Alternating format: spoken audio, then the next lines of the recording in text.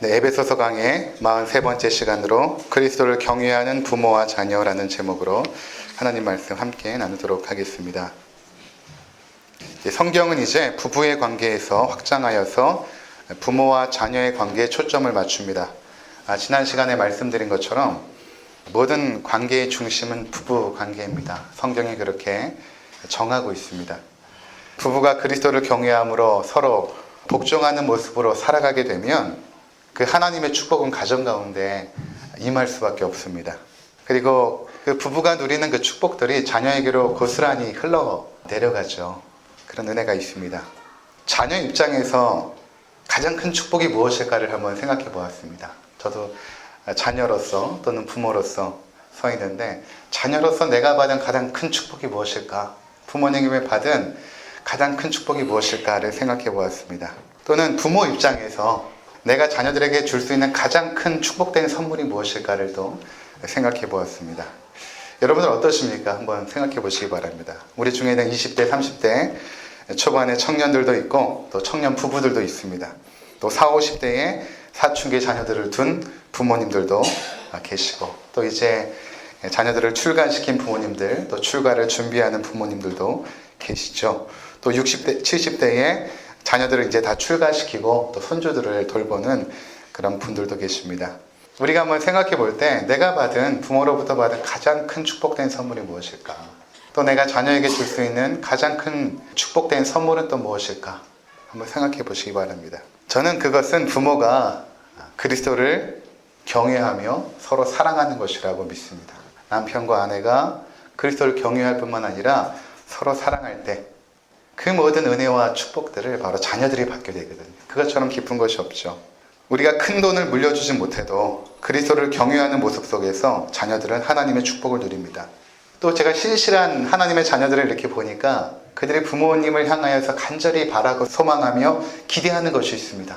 우리 부모님들이 돈을 더 많이 벌어온다든가 좋은 집에 산다든가, 그것이 아니라 신실한 믿음의 자녀일수록 무엇을 기도하고 소망하냐 하면 우리 부모님들이 그리스도를 경외하는 사람이 되기를 그렇게 간절히 기도하더라고요.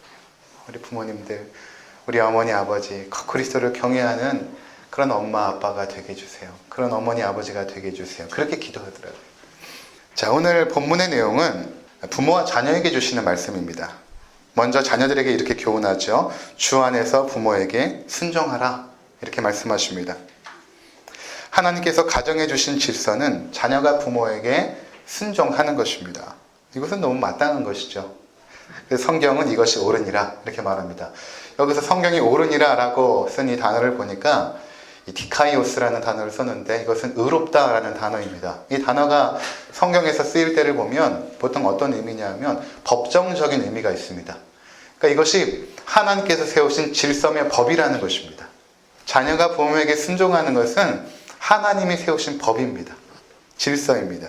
그래서 우리가 법이라고 하면 마음에 들거나 마음에 들지 않거나와는 상관없습니다. 그것이 법이기 때문에 지켜야 되는 것입니다.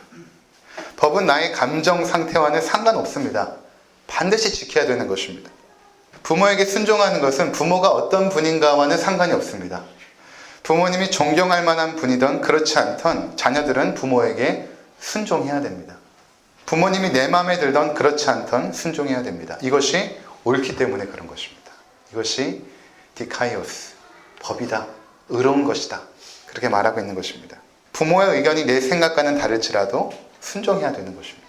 그래서 성경은 계속해서 이렇게 말합니다. 2절에 보면 내 아버지와 어머니를 공경하라. 1절에서는 부모에게 순종하라. 순종이라는 것은 행위에 초점을 맞추고 있죠. 부모의 말씀에 순종해라. 순종하는 행위를 보여라. 2절에서는 어머니와 아버지를 공경하라. 공경이라는 것은 마음에서 일어나는 그런 존경심, 그 권위를 인정하는 마음, 그것이 공경입니다. 그러니까 우리의 마음뿐만 아니라 우리의 행위로도 부모를 공경하고 순종하라, 이렇게 말씀하고 있는 것입니다. 이것을 1절과 2절에 두 번씩 반복하는 것은 굉장히 중요하다라는 의미가 있는 것이죠. 첫 번째로 우리가 부모에게 순종하는 것, 이것이 마땅한 것은 우리에게 두 가지의 그 도전을 주는데, 첫 번째가 무엇인가 하면 부모가 하나님의 대리자라는 사실입니다. 중요합니다. 부모님은 하나님께서 이 땅에 보내주신 하나님의 대리자입니다. 부모님들은 많은 부분에서 하나님의 역할을 감당합니다. 여러분, 예를 들어서 이 세상에서 생명을 창조하는 일은 하나님의 일이거든요. 그 누가 생명을 창조하겠습니까? 그렇죠. 과학자들이 생명을 창조할 수 있겠습니까? 못합니다. 하나님만이 생명을 창조하시죠. 그런데 그 하나님의 생명 창조의 역사를 이 땅의 부모님들이 대신 감당하십니다. 이 땅에 계신 분들 중에 자기가 스스로 생명을 창출하여 이 땅에 살아가는 사람은 없습니다. 부모님께서 우리 가운데 생명을 주셨죠. 그것만으로도 부모에게 순종하고 공경하는 것이 마땅하죠. 생명 주신 우리의 부모님. 그것이 물론 하나님께로부터 온 것이지만 부모님을 통하여, 부모님을 대리자로 통하여 우리에게 생명을 주신 것입니다. 또 하나님께서 창조하신 그 생명을 지금도 붙잡고 계시고 운행하시고 지키시고 보호하시죠. 그 하나님의 인도와 보호하심, 그것이 부모를 통하여 우리 가운데 내려옵니다.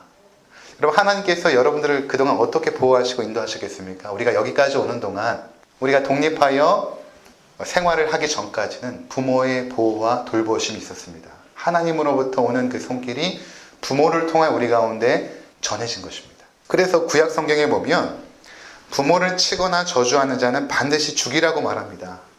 굉장히 무섭죠. 레위기 20장 9절에 보면 만일 누구든지 자기 아버지나 어머니를 저주하는 자는 반드시 죽일지니 그가 자기 아버지나 어머니를 저주하였은즉 그의 피가 자기에게로 돌아가리라. 출애굽기 21장 15절 자기 아버지나 어머니를 치는 자는 반드시 죽일지니라. 출애굽기 21장 17절 자기 아버지나 어머니를 저주하는 자는 반드시 죽일지니라. 어찌 보면 너무한 것 같다는 생각이 들기도 합니다. 부모를 때리거나 저주하면 죽이라는 것입니다. 만일 이 모세율법이 오늘날도 여전히 우리 가운데 적용된다면 아마 죽임을 당할 사람은 굉장히 많을 것입니다. 왜 하나님께서 이렇게 강력하게 말씀하시는가? 왜 이렇게 부모에 대한 순종과 공경을 강력하게 말씀하시고 그것을 거역한 것에 대하여 그 처벌이 이렇게 강력할까? 그것은 이 땅에 보내주신 모든 부모들은 하나님의 대리자 역할을 감당하기 때문에 그런 것입니다. 부모를 거역한 것은 곧 하나님을 거역하는 것과 동등하게 보시는 것입니다. 그래서 성경은 계속해서 하나님과 우리의 관계를 부모와 자녀의 관계로 말씀하십니다. 신명기 14장 1절에 보면 너희는 너희 하나님 여호와의 자녀이니 이렇게 말합니다. 요한복음 1장 12절 영접하는 자 곧 그 이름을 믿는 자들에게는 하나님의 자녀가 되는 권세를 주었으니 우리가 예수 그리스도를 영접하는 순간 하나님의 자녀가 되었다. 하나님이 우리의 아버지가 되시고 로마서 8장 16절 성령이 친히 우리의 영과 더불어 우리가 하나님의 자녀인 것을 증언하나니 성령께서 하시는 역할이 너는 하나님의 자녀야 라는 것을 계속해서 우리 가운데 확신시켜 준다라는 것입니다.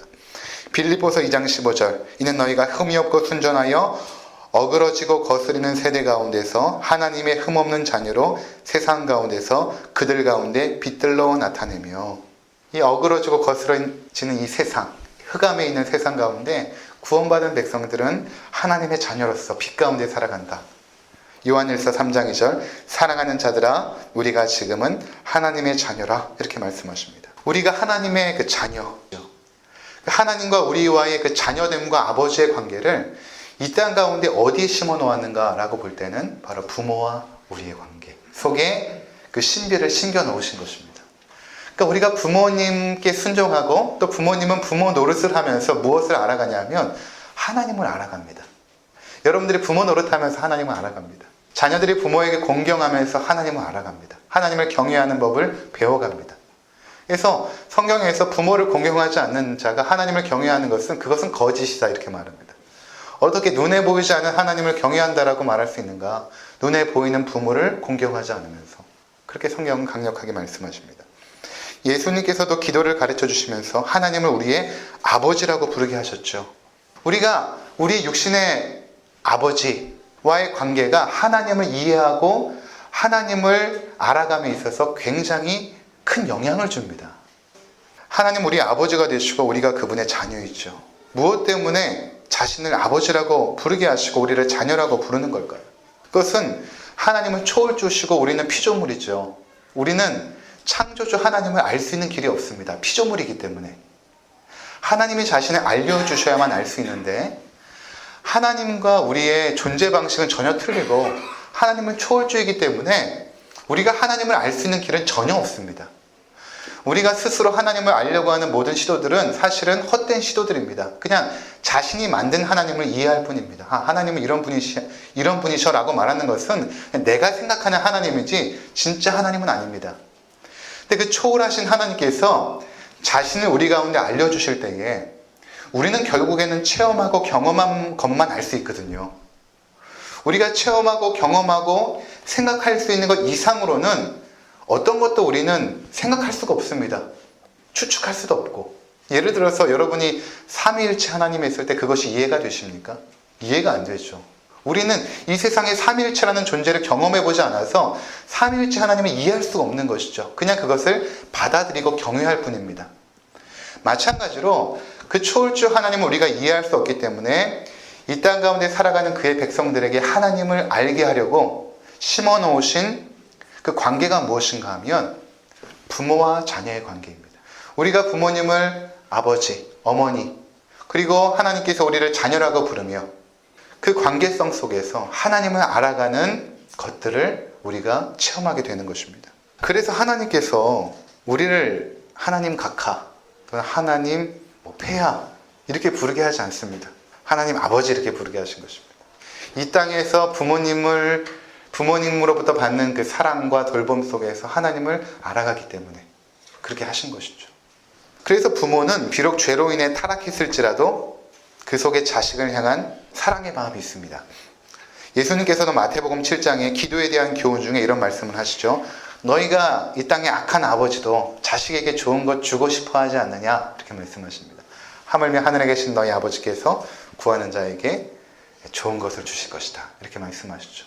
그러니까 세상의 악한 아버지들도 너희 자녀들에게 좋은 것 주고 싶어 하지 않느냐라고 말씀하십니다. 하나님을 경외하지 않는 악한 아버지들도 죄인들도 자식을 사랑하는 마음이 그 가운데 다 있다는 것입니다. 본질적으로 있습니다. 우리가 부모가 될 때 비로소 하나님의 사랑의 깊이와 넓이를 조금씩 이해합니다. 자식은 낳아 키워봐야 부모의 마음을 아는 것처럼 부모가 되어서 자식을 키우면서 하나님의 마음을 알아갑니다. 우리를 향한 하나님의 사랑과 용서와 인내를 알아갑니다. 여러분, 하나님의 사랑, 하나님의 인내하심, 용서하심, 우리가 그것을 어디서 체험할 수 있겠습니까?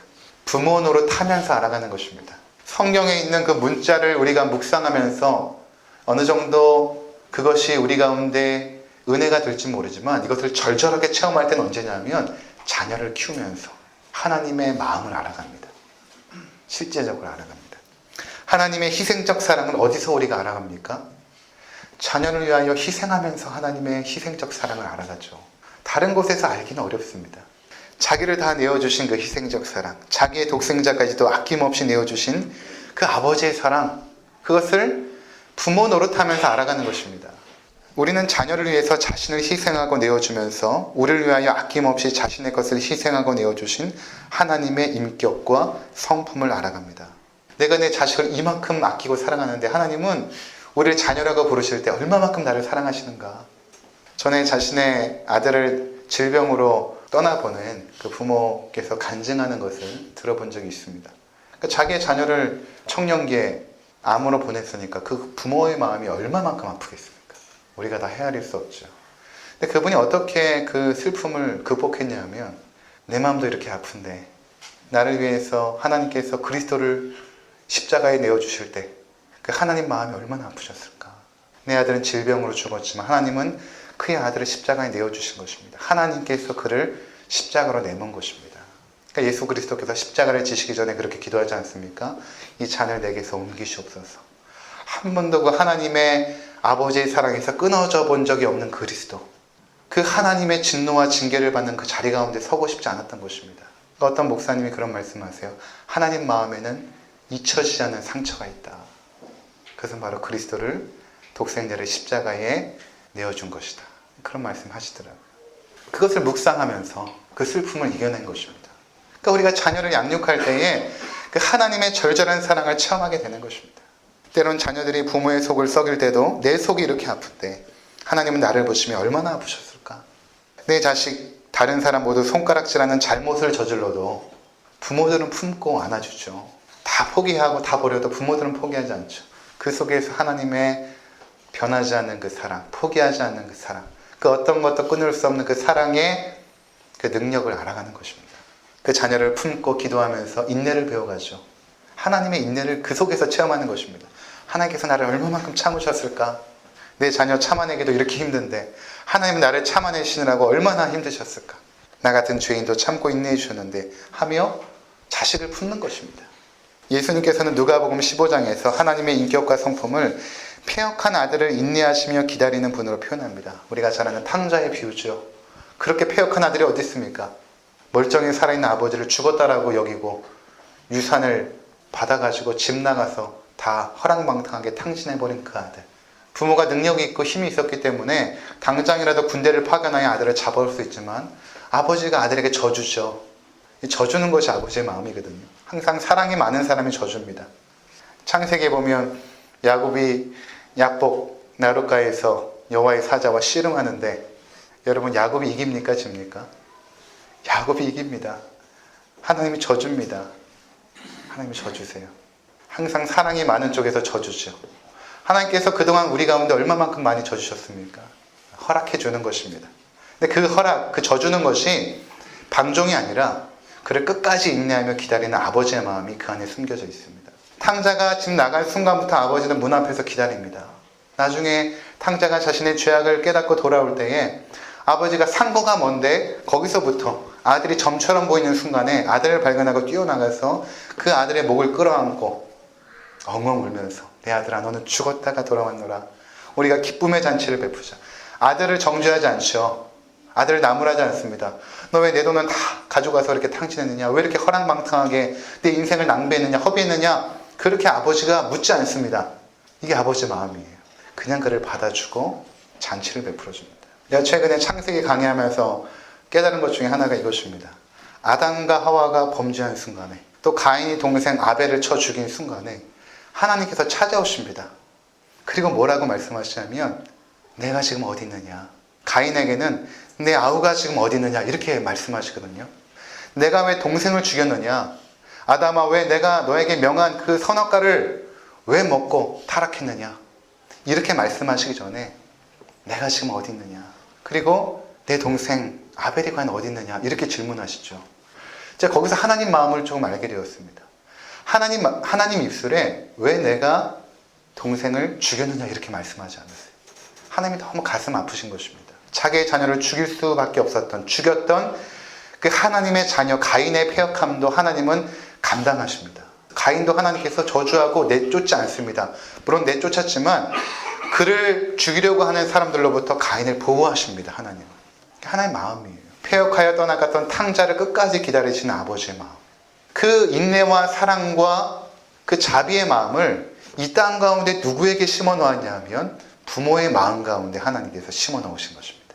그래서 부모는 자녀를 낳아서 키우면서 그 하나님의 절절한 사랑을 체험하며 깨달아갑니다. 하나님이 이렇게 나를 사랑하시는구나. 하나님 나를 이렇게 용서하셨구나. 하나님 나를 이렇게 섬겨주셨구나. 깨달아가는 것입니다. 자, 이러한 그 하나님의 그 신비가 부모와 자녀의 관계 속에 심겨져 있기 때문에 자녀들은 그 부모에게 마땅히 순종하고 공경해야 되는 것입니다. 그리스도를 경외하는 부모라면 그 자녀들은 마땅히 순종해야 되는 것입니다. 공경하고. 두 번째는 부모의 입장에서 우리의 자녀는 하나님의 자녀라는 사실입니다. 그러니까 내가 배 아파서 낳았다고 내 것이 아닙니다. 자녀는 우리의 자녀이기 전에 하나님이 맡겨주신 자녀입니다. 우리에게 자녀들은 손님으로 오죠. 어제도 우리 결혼식 있지 않았습니까? 제가 보면서 그런 생각했어요. 나중에 이렇게 영상 보니까 어릴 때부터 이렇게 자랐던 영상이 한 장면 한 장면 나오더라고요. 장 집사님이나 염 집사님이 그 사진 보면서 그런 생각했을 것 같아요. 야, 태어난 게 엊그저께 같은데, 진짜 태어난 게 엊그저께 같은데 벌써 이렇게 커서 결혼을 하는구나. 어제 일 같았던 그 일들이 이렇게 주마등처럼 스쳐 지나가고 세월이 참 빠르구나. 여러분들 그렇지 않았습니까? 자녀들 결혼식 시킬 때. 또 지금 생각해봐도 내 자녀들이 배 아파서 낳았을 때가 정말 엊그저께 같은데 벌써 이렇게 큰 장성한 자녀들이 되었죠. 손님으로 왔다 갑니다. 손님이죠. 영원히 내 곁에 머물지 않습니다. 품 안의 자녀라고 그러지 않습니까? 그 자녀들이 하나님께서 우리에게 잠시 동안 맡겨주신 것입니다. 그 자녀를 양육하는 기간도 별로 오래지 않습니다. 제가 보니까 한 중고등부만 돼도 벌써 아이들이 그냥 자기가 알아서 하더라고요. 부모의 손길이 가는 시기가 그렇게 길지 않습니다. 잠깐입니다. 그 자녀들 우리에게 맡겨주신 동안에 하나님의 자녀들이기 때문에, 내 자녀가 아니라 하나님의 자녀들이기 때문에 우리가 그들을 하나님의 자녀답게 양육해야 되는 것입니다. 하나님의 자녀답게. 그래서 오늘 4절을 보니까 이렇게 말씀하죠. 또 아비들아 너의 자녀를 노엽게 하지 말고 오직 주의 교양과 훈계로 양육하라. 주님의 교양과 훈계로 양육하라. 주님의 자녀답게 양육해야 된다. 먼저 성경은 자녀를 노엽게 하지 말라고 말하죠. 당시로서는 굉장히 파격적인 말씀입니다. 왜냐하면 오늘날과는 다르게 그 당시에는 어린아이들의 인권이라는 개념 자체가 없을 때입니다. 오늘날로 보면 그 어린아이들의 인권이 착취되는 그런 시대였어요. 성경에도 보면 어린아이들이 예수님께 막 나옵니다. 부모들이 안수기도 받으려고 어린아이들을 데리고 나오자 쟤네들이 막 막으면서 그 부모들 막 꾸짖습니다. 어떻게 애들을 데려오냐. 그 당시에 그런 문화였습니다. 헬라 문화권이 그랬습니다. 유대인들의 문화가. 이렇게 그 아이들의 인권이 무시되는 시대에 자녀들을 노엽게 하지 말라라는 것은 그 당시 사람들에게는 굉장히 생소했을 것입니다. 우리도 뭐 조선시대 불과 한 100여 년 전만 해도 아이들의 인권이 어디 있습니까? 자녀를 노엽게 하지 말라는 것은 아무리 어린 자녀라고 할지라도 인격적으로 대우하라는 말씀입니다. 왜 그럴까? 하나님의 자녀이기 때문에 그런 것입니다. 내 자녀이기 전에 하나님의 자녀이기 때문에 그 자녀를 하나님의 자녀답게 대우하라는 것입니다. 감정적으로 대하거나 부당하게 대우하지 말라는 것입니다. 아무리 어린 자녀라고 할지라도 인격을 가지고 있고 인격을 가지고 있는 모든 존재는 인격의 존엄성을 지니고 있습니다. 이것은 하나님께서 사람에게 심어놓으신 본성입니다. 우리 모두는 자기 인격에 대한 존엄의식을 가지고 있습니다.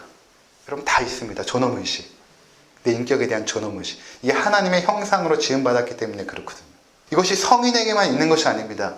이 인격에 대한 존엄의식은 어린 아이들에게도 있습니다. 저는 지금도 초등학교 1학년 때에 우리 담임선생님께서 제 인격을 무시한 사건을 지금도 똑똑히 기억하고 있습니다. 별일이 아니에요. 제가 운동회 때 달리기에서 2등을 했는데 2등하면 노란색 종이를 주거든요. 그 종이를 가지고 있으면 나중에 선생님이 노트 2권을 줘야 되는데 제가 노란색 종이를 잊어버린 것입니다. 못 받아가지고 일기장에 썼어요. 근데 선생님 일기장을 보다가 심지영 나와. 그래서 제가 이렇게 나오는데 이 노트 2권을 책상에서 꺼내서 그 장면이 생생하게 기억나는데 책상에서 꺼내서 휙 던져주더라고요. 근데 노트 2권이 제 앞에 딱 떨어지는데 제 마음이 나를 이렇게 무시할 수 있나? 초등학교 1학년, 제가 7살에 학교 갔기 때문에 7살짜리 아이의 마음에도 제 인격에 대한 존엄의식이 있더라고요. 아이들에게도 있습니다. 말 못하는 영유아들일지라도 자기 인격에 대한 존엄의식이 있습니다. 말만 못하고 표현만 못할 뿐이지 그 인격을 모독하면 그 존엄의식 때문에 아이들은 저항하죠. 왜 태교가 중요한 것입니까? 우리 태교의 중요성 잘 알고 있지 않습니까? 엄마 뱃속에서부터 아이가 인격을 가지고 있기 때문에 그런 것입니다. 아이들이 아무리 어려도 무엇이 공정한지를 압니다. 하나님의 형상으로 창조되었기 때문에 그렇습니다. 무엇이 공정한지를 알아요. 부모가 나를 과도하게 때리는지 징계하는지 아니면 잘못에 대하여 합리적으로 지적하고 징계하는지를 아이들도 압니다. 아이들이 노여워할 때는 언제냐 하면 부모가 공정하지 못할 때입니다. 잘못에 비해서 과도하게 징계할 때입니다. 이것이 자녀들에게는 상처가 남죠. 그래서 부모는 아무리 어린 자녀라 할지라도 내가 과도하게 자녀를 노엽게 했다면 미안하다고 사과할 줄 알아야 됩니다. 부모의 권위 내세울 필요가 없습니다. 내가 엄마가 미안했어. 아까 내가 좀 심하게 한 것 같아. 엄마가 잘못했다. 아빠가 너한테 그렇게 소리 지르는 것, 너를 그렇게 세게 때린 것 정말 미안하다. 아까 아빠가 너무 잘못했다. 라고 사과할 수 있어야 됩니다. 완벽한 부모는 없습니다. 다 부족하고 실수가 많죠. 근데 자녀들도 그것을 압니다. 부모가 잘못을 인정하고 용서할 때에 자녀들 마음 가운데 있는 많은 상처들이 치유를 받습니다. 그냥 그 말 한마디면 돼요. 그때 네가 어릴 때 엄마 아빠가 이렇게 한 건 참 부족해서 그랬어. 엄마가 너 어떻게 키우는지 몰랐었어. 그때는 참 지혜도 없었고 참 미안하다. 이렇게 사과할 수 있어야 됩니다. 그러면 자녀가 가지고 있던 부모를 향한 그 분노가 힘을 잃고 맙니다. 항상 부모에게 알지 못한 분노를 가지고 살았는데 그 분노의 그 실체가 무엇인지도 알지 못하고 그냥 늘 살았는데 어느 순간에 부모가 엄마가 미안했다. 아빠 그때 참 미안했다. 라고 사과하는 순간에 그 분노가 힘을 잃어버립니다. 하늘로 날아가 버려요. 저는 우리 성도님들 중에도 자녀 앞에 무릎 꿇고 미안하다라고 용서를 구했다는 이야기도 들은 적이 있습니다. 그렇게 해야 되는 것이죠. 다음으로는 주의 교양과 훈계로 양육해야 됩니다. 내 뜻과 계획과 바람으로 양육하는 것이 아닙니다. 주의 교훈과 훈계로 하나님의 뜻대로 양육해야 됩니다. 이 사실이 굉장히 중요한 것입니다. 여기서 주의 교양이라는 것은 이 교양이라는 단어가 쓰인 다른 성경책을 보니까 징계라는 단어로 쓰이기도 하였고 의로 교육한다 라는 단어로도 교차적으로 쓰입니다. 그러니까 주의 교양과 훈계로 양육한다는 것은 징계를 포함하죠. 징계라는 것은 규칙과 질서와 원칙을 전제로 합니다. 그러니까 주의 교양과 훈계로 양육한다는 것은 이미 부모가 자녀를 양육할 때에 무언가 원칙이 있고 무언가 규칙을 가지고 있고 무언가 질서 속에서 자녀를 양육했다는 것입니다. 거기서 벗어났을 때 훈계하고 징계하는 것이죠. 원칙이 없으면 감정대로 합니다. 감정대로 하기 때문에 일관성이 없고 일관성이 없기 때문에 상처를 주는 것입니다. 일관성이 없으면 아이들은 혼란스러워합니다. 그리고 눈치 보는 아이로 자라게 합니다. 따라서 부모님들은 주님의 말씀에 대한 원칙들, 말씀을 통한 어떤 규칙들, 질서들을 가정에 가지고 있어야 되는 것입니다. 그것을 가지고 양육하라는 것입니다. 내가 배운 어떤 그 교육 방식이 아니라 하나님의 말씀이 성경을 기반으로 하여서 그 성경 속에서 가지고 있는 그 원칙들, 그 질서들, 그 교훈들을 자녀에게 가르치고 그것이 잘 지켜지지 않을 때는 징계하라. 잠언에서는 내 아이들을 채찍질하라. 그래도 죽지 않을 것이다. 주의 교양과 훈계로 양육하는 것은 거기는 채찍질도 포함됩니다. 하나님의 자녀답게 키워야 되잖아요. 부모에게 맡겨진 것입니다. 주일 성수하는 것, 부모에게 주어진 책임이죠. 또 식사 시 감사기도 하는 것들, 이것도 원칙입니다. 또 하나님 앞에 나올 때 헌금을 드리는 것들, 여러분 커서 예수 믿고 11조 하는 거 어렵습니다. 참 어렵죠. 11조 하는 대부분의 성도님들은 어릴 때부터 교육받은 성도님들입니다. 당연한 거예요. 그것이 주의 교양과 훈계로 자녀들에게 양육이 되어준 것입니다. 그들이 하나님 앞에 마땅히 드려야 되는 삶의 습관들을 어릴 적부터 형성하라. 그들이 하나님의 자녀이기 때문에, 너희 자녀가 아니라 내 자녀이기 때문에 내 자녀답게 키워달라는 것입니다. 그렇다면 여러분들은 이 역할을 잘 하고 계십니까? 주님의 자녀들을 주님의 교양과 훈계로 양육하십니까? 아니면 그냥 내 생각대로, 어디서 배운 것대로, 그게 아니라 주의 교양과 훈계로. 그러기 위해서 부모님들이 먼저 말씀에 능한 사람들이 되어야 되죠. 그리고 자녀들은 듣고 배우지 않습니다. 보고 배우죠.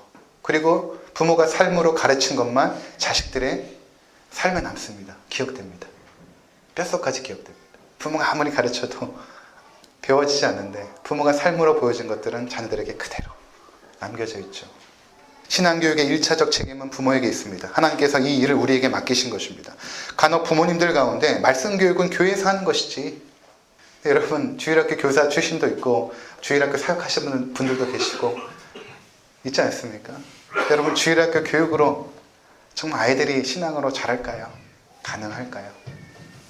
주일날 30분 성경 공부하고 하나님 말씀 듣고 간다고 그 아이들의 삶이 하나님 중심으로 변하지 않습니다. 가정에서 신앙교육을 하는 것입니다. 그리고 주일은 아이들이 예배하는 것이죠. 함께 모여서 온 가족이 함께 하나님을 예배하는 것이고 가정에서 신앙교육하는 것입니다. 또 한 가지는 우리 자녀들을 바라보면서 저들을 향한 하나님의 뜻과 계획이 무엇인가를 먼저 생각해야 됩니다. 그리고 그 길로 인도하셔야 됩니다. 그러니까 우리 자녀들이 하나님 앞에서 세운 꿈과 계획을 우리가 존중할 필요가 있습니다.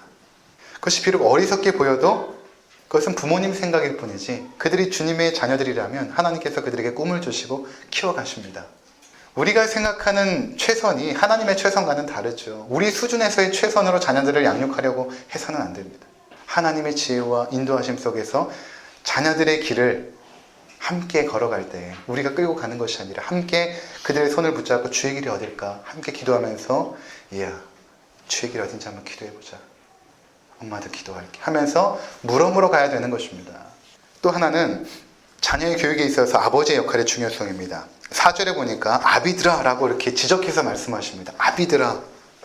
이렇게 말하는 것은 넓은 의미에서 부모를 말하지만 직접적으로는 아버지에게 말하는 것입니다.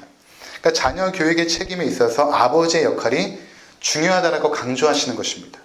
하나님께서 세우신 질서면에 있어서 지난 시간에 나누었듯이 가정의 머리는 아버지입니다. 책임을 아버지가 지죠. 교육의 책임도 아버지에게 있는 것입니다.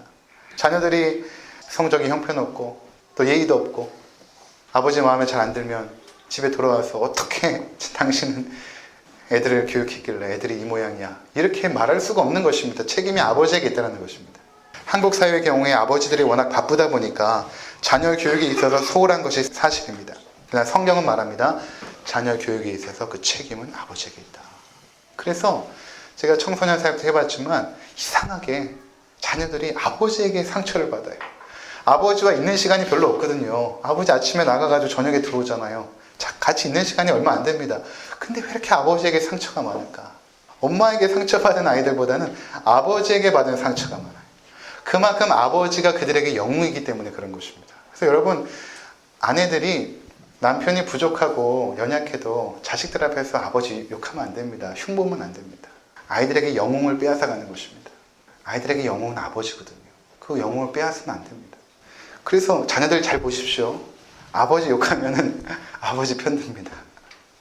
자식들이 아버지 편들어요. 아버지 잘못하는 거 알거든요. 그래도 아버지 편듭니다. 자기 영웅이기 때문에. 아이들 가운데 하나님을 아버지라고 부르는 것에 대해서 힘들어하는 그 아이들을 본 적이 있습니다. 하나님 아버지라고 부를 때 자기에게 상처를 줬던 아버지가 자꾸 떠오른다는 것입니다. 그래서 하나님을 아버지라고 못 부르겠다는 거예요. 그러니까 우리가 아버지로서 하나님의 성품과 인격을 자녀들에게 보여주는 것이 굉장히 중요하다는 것입니다. 부족하죠. 늘 실패합니다. 그러나 다시금 일어나서 다시 주의 말씀 붙잡고 그리스도를 닮아가는 모습으로 아버지들이 조금씩 성장할 때에 자녀들도 압니다. 우리 아버지가 지금 연약하지만 하나님을 경외하는 모습으로 저렇게 씨름하면서 성숙하기 위하여 노력하고 있구나.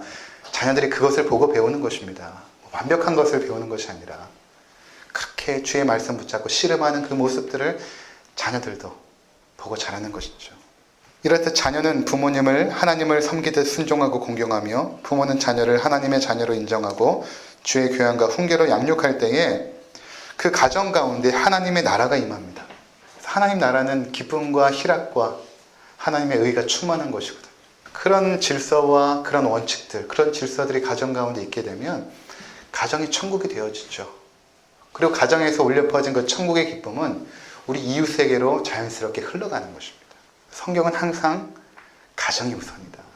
가정에서 부부관계가 우선이고 그 다음이 자녀들과의 관계. 그래서 오늘 성경은 말합니다. 이런 질서 가운데 하나님의 축복이 너희 가운데 임한다. 오늘 2절 보니까 이것은 약속 있는 첫 계명인데 네가 땅에서 잘되고 장수할 것이다. 그 당시에 땅은 어디냐면 가나안 땅입니다. 오늘날로 말하면 영적인 의미가 하나님 나라를 의미하는 것입니다. 그 하나님 나라에서 너희의 생명이 장구하리라 길 것이다 라는 것은 무엇입니까? 하나님 나라의 풍성한 은혜를 너희가 누릴 것이다 라는 의미죠. 저는 우리 기쁜일의 교회에 오신 우리 모든 성도님들의 각 가정들이 이러한 그 하나님 나라의 질서들이 우리 가정 가운데 잘 뿌리내려서 그 하나님 나라의 풍성한 은혜들을 마음껏 누리기를 소망합니다. 포기하지 마십시오. 힘들고 어렵죠. 가정처럼 어려운 데가 어디 있습니까? 근데 가정이 어렵다라고 다른 데로 도망가면 하나님께서 그 자리로 다시금 부르십니다. 참 신기하죠. 엄마 노릇, 아빠 노릇, 아내 노릇 하기 싫어서 그 장소를 도피해버리면 하나님께서 그 자리로 다시금 보내줍니다. 왜? 거기서 배우고 올 게 있기 때문에 그렇게 하십니다.